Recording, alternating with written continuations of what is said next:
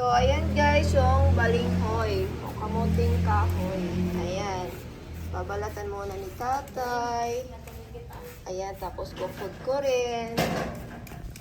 So, mano-mano to guys. So, ayan sila guys. Grabe. Mano-mano yan. Huwag kayong mag-alala guys. Malinis yung kamay ni ate. Punta na kayo, bili na kayo dito. Punta lang kayo sa bahay nila. Free delivery. So, ito na guys yung... Ay, yung anak ko. Kinudkod? Kinayod? Bata. Oo.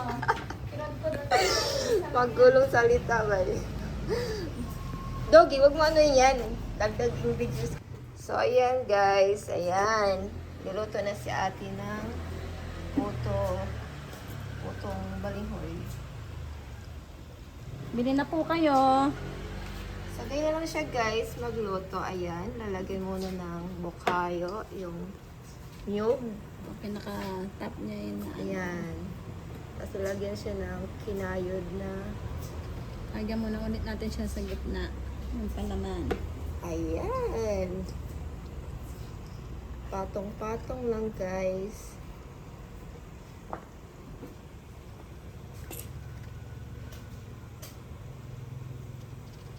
Bawal mo kasi dito magano kahoy.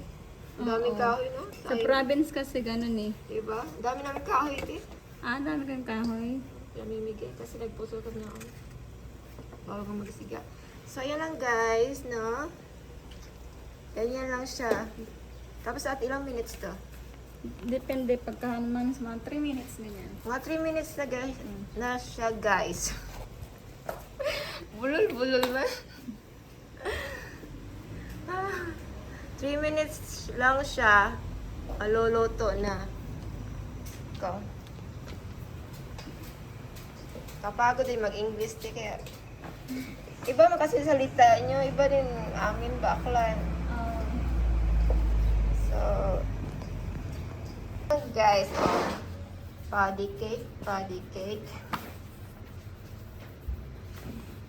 Ganyan lang siya, guys.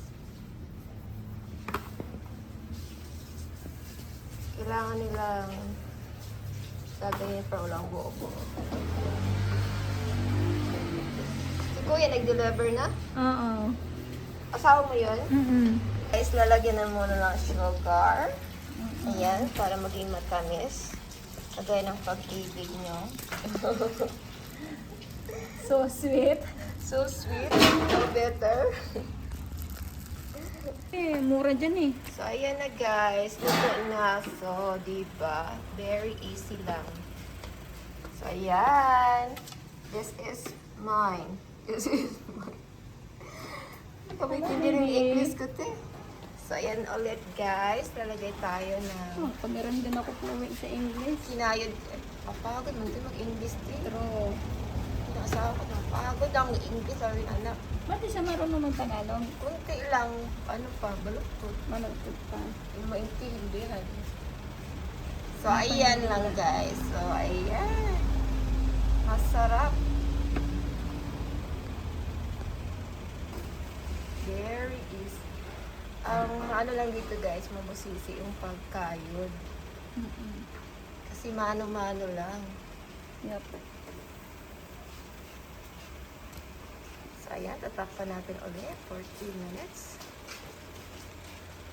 So, ito. Check natin yung isa. Oh, lala.